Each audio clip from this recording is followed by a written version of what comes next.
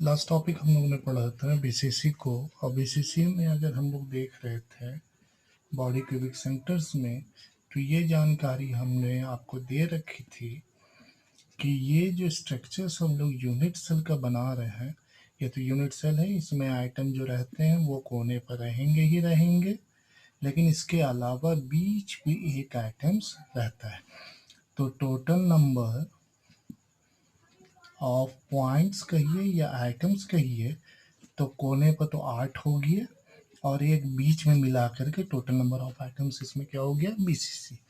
इसके बाद अगर हम लोग जानकारी लेते हैं तो एक और आता है FCC, face cubic centres.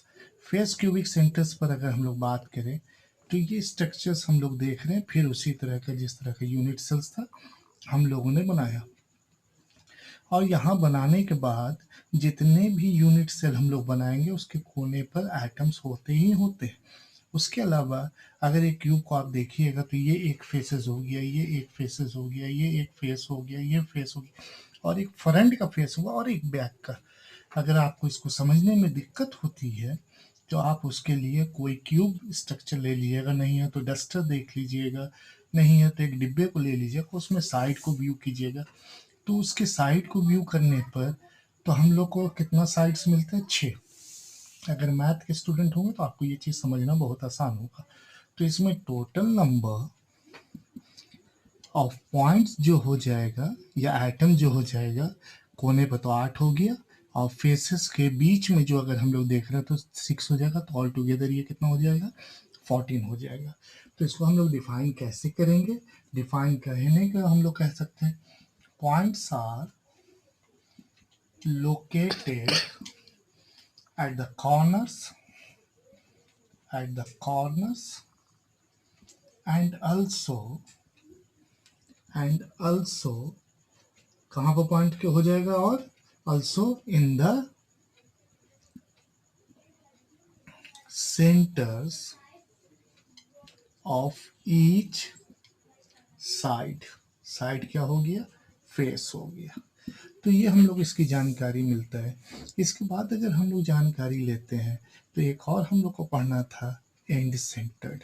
And का मतलब होता है कि कहीं से स्टार्टिंग हुआ होगा तभी कहीं पर एंड होगा।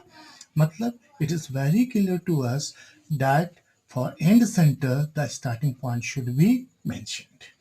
तो जैसे अगर हम लोग अपनी ज़िंदगी को जी रहे हैं तो ज़िंदगी में भी है कि कभी जन्म हुआ होगा तभी तो मृत्यु है। तो ये बात को लेकर के अगर हम लोग स्कूल की तरफ मूवमेंट करते हैं तो स्कूल के लिए अगर हम लोग जाते हैं तो घर जो हम लोग के लिए होगा वो कौन पॉइंट हो गया, स्टार्टिंग पॉइंट हो गया, और स्कूल हम लोग के लिए क्या हो गया, फाइनल पॉइंट्स हो गए। अगर स्कूल से हम लोग वापस लौटते हैं तो स्कूल हम लोग के स्टार्टिंग पॉइंट्स हो गए और फाइनल पॉइंट क्या हो गया, घर हो गया। तो इसका मतलब है कि 2 पॉइंट्स और मेंशन करना है एंड सेंटर में। एक जगह इसको हम लोग एंड मान रहे हैं तो यकीनन इसके सामने वाला जो है वो स्टार्टिंग होगा। क्या कि स्ट्रेट लाइन को हम लोग देखते हैं, अगर इसको इग्नोर कर दिया जाए तो ये अगर बेस है तो छत की तरफ देख रहा है तो वो एक एंड होगा। अगर हम लोग खुले आसमान पे हैं, ज़मीन पर लेटे हुए हैं, तो आसमान इज़ द लिमिट। तो ये बातों को लेकर के हम लोग आगे पीछे भी देख सकते हैं, साइड व्यूज देख सकते हैं, अप्स एंड डाउन्स कह सकते हैं। तो इसका मतलब अगर हम लोग इसमें टोटल नंबर ऑफ पॉइंट्स पर बात करें तो ये हम लोग कहते हैं कोने पर तो 8 होगा ही होगा, लेकिन 2 और आइटम्स हम लोग लेंगे जो एक दूसरे के जस्ट अपोजिट होगा। तो 2 और आइटम्स मिलकर के हम लोग क्या होगा, ऑल टुगेदर 10 आइटम्स। तो इसकी परिभाषा में हम लोग क्या कह सकते हैं, कहता है कि अगर एंड सेंटर्स को डिफाइन करना चाहे तो कोने के अलावा एनी 2 अपोजिट फेसेस पे भी होना चाहिए। तो हम लोग लिख सकते हैं points are located at the corners and also at the center of any 2 opposite faces। Opposite का मतलब क्या है कि अगर हम सामने खड़े हैं तो आप मेरे अपोजिट हैं और आपसे सामने हैं तो मैं आपके अपोजिट। तो ये मतलब एक दूसरे के अगेंस्ट में है। तो ये बातों को लेकर के अगर हम लोग इसके समराइज्ड फॉर्म को देखा जाए तो सिंपल क्यूबिक में टोटल नंबर ऑफ आइटम्स सिर्फ कोने पर था तो 8, और कहीं आइटम्स हम लोग को नहीं मिला तो ये 8 रहा। अगर हम लोग नॉन प्रिमिटिव पर बात करें तो कोने पर तो था ही था, एक बीच में आया, तो इसमें नंबर ऑफ आइटम्स कितने हो गए, 9 हो गए। अगर हम लोग एफसीसी पर बात करते हैं तो कोने पर आइटम्स रहेगा, और अगर फेसेस पर बात करें तो 6 और इंक्लूड हो गया, तो टोटल नंबर कितना हो गया, 14 हो गया। और अगर हम लोग एंड सेंटर पर बात करें तो 8 और 2 more items opposite to each other, तो ये हो गया 10। तो इसको हम लोग थोड़ा समराइज रखेंगे तो कॉन्सेप्चुअल व्यूज हम लोग के क्लियर होंगे। और इसी पर एक और जो हम लोग को पढ़ना था, एज सेंटर्ड, ये है क्या, आउट ऑफ सिलेबस। तो आउट ऑफ सिलेबस पर है, लेकिन फिर भी जब पढ़ रहे हैं तो उसको ध्यान से देंगे। एज का मतलब होता है किनारा। गांव देहात में अक्सर हम लोग एक वर्ड बोलते हैं आरी। अगर ये किसी के दूसरे के खेत की जगह है और ये इसके खेत की है तो बीच के जो रास्ते होंगे उसको हम लोग कहते हैं आरी, और इंग्लिश में हम लोग इसको कहते हैं एज। और इसमें आइटम जो है वो connecting in between two sides को हम लोग लेते हैं।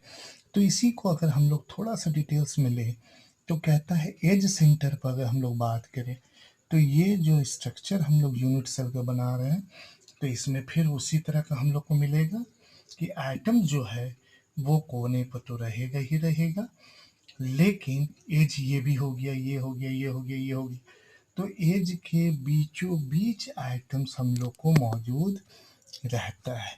और जब बीचों बीच रहेगा तो अब हम लोग इसको क्लियरेंस करेंगे कि कितने हुए। तो यहाँ पर हम लोग को मालूम हो गया नंबर ऑफ पॉइंट्स जो हम लोग देख रहे हैं, ये हम लोग को जानकारी दे रहा है क्या है, ये 8 तो है ही है, लेकिन हर एक के 1 2 3 4 5 6 7 8 9 10 11 12, तो ऑल टुगेदर 8 के अलावा 12 है, तो टोटल नंबर ऑफ आइटम्स क्या हो जाएगा हम लोग के लिए, 20 हो जाएगा। तो इसको हम लोग डिफाइन क्या कर सकते हैं, तो कह सकते हैं points are located at the corners and also on the middle of each edge, in the middle of each edge। तो नंबर ऑफ एजेस क्या हम लोग को मिल गया, 12। तो इस पर हम लोग इसको कंसिडर कर सकते हैं, लेकिन ये थोड़े से कॉम्प्लिकेटेड होता है तो इसलिए एनसीईआरटी बुक इसको विद इन द सिलेबस नहीं लेता है। अगर इसी पर हम लोग बात करें और फर्दर तो इसके आगे हम लोग बात करेंगे सिंपल क्यूबिक पर, तो ये सारी चीज़ क्रिस्टलाइटिस को हम लोग और डिफाइन करेंगे, लेकिन इसी में थोड़ी सी और जानकारी हम लोग बढ़ रहे हैं, वो है कंट्रीब्यूशन।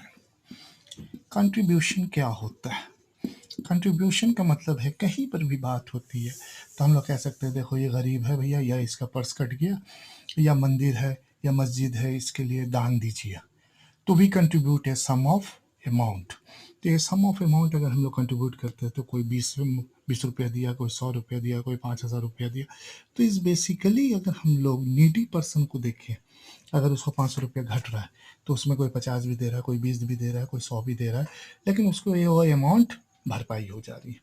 तो जो एक इंडिविजुअली आदमी या एक इंडिविजुअल बाकी अपना कंट्रीब्यूशन देता है to the total sum, that is referred as its contribution. तो हम लोग अगर बात करें तो 100 रुपया हम लोगों ने जमा हुआ और उसमें हमने केवल 5 रुपया दिया, तो हम लोग क्या कह सकते हैं, माई कंट्रीब्यूशन इज 5 डिवाइडेड बाई 100। तो सच सिचुएशन 100 में मेरा क्या हो गया, 1/5 इंटू 100। तो ये बातों को लेकर के अगर एक थोड़ी सी बात को हम लोग यहीं पर ध्यान दे दें बेसिकली के लिए, फिर हम लोग आगे इसको कंटिन्यू करेंगे। तो यहाँ पर बेसिकली अगर कंटिन्यू करते हैं तो नंबर अगर आइटम्स जो है वो केवल कोने पर है और एक आइटम्स का कंट्रीब्यूशन अगर हम लोग ध्यान देखें तो उसका क्या कंट्रीब्यूशन होता है, तो उसका कंट्रीब्यूशन हम लोग को जानकारी देता है कि एक इंडिविजुअल आइटम्स के टोटल नंबर ऑफ आइटम्स क्या हो गया, 8 ये कोने पर, और एक आइटम्स का क्या कंट्रीब्यूशन हुआ, 1/8। तो ये रहा एक इंडिविजुअल कंट्रीब्यूशंस। तो इस बेसिकली चीज़ पर थोड़ा सा और हम लोग अपना दिमाग लगाएंगे कहता है एक बाप के पास 10 कट्ठा ज़मीन है और एक बच्चे को केवल 1 कट्ठा मिला, तो वो क्या बोलेगा कि हमको मिला क्या? 10 में से 1 कट्ठा मिला, तो it's contribution is 1/10 of it. और इसी कंट्रीब्यूशन को हम लोग किसमें पढ़ेंगे? दैट विल बी, हम लोग सिंपल क्यूबिक में पढ़ेंगे, बॉडी सेंटर्ड में पढ़ेंगे, फेस सेंटर्ड में पढ़ेंगे, लेकिन एंड सेंटर्ड पर सिलेबस होने के बावजूद इसको हम लोग नहीं पढ़ेंगे। क्यों नहीं पढ़ेंगे? रीज़न जो इसके मैं बताऊंगा क्यों नहीं पढ़ते। हो सकता है कि इसमें से किसी एक का कंट्रीब्यूशन एंड सेंटर्ड से मिलता हो। Till then have a nice